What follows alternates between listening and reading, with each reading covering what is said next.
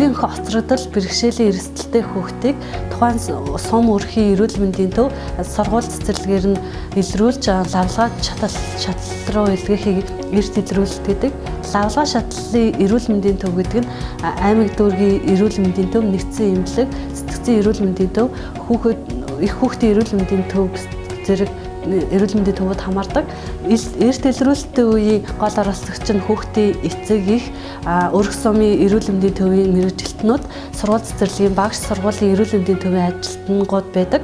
За хөгжлийн эрт илрүүлэлтийг хүүхдийн хөгжлийг тодорхой үе шатанд нь хянах, хүүхдийг үе тэнгийнхэнтэй хамт үзлэг онцлогоонд хамруулах, тэдгээрийн насан тохирсон асуулгыг явуулах замаар хөгжлийн бэрхшээл, хөгжлийн хоцрогдлын эрсдлийг тодорхойлдог. Ингэж үе тэнгийнхэнтэй хамт хүүхдийг үзлэг онцлогоонд хамруулснаар тухайн хүүхдийн хөгжлийн явц, тэгээд хөгжлийн хоцрогдол, хөгжлийн бэрхшээлийг тодруулахад чухал ач холбогдолтой байдаг.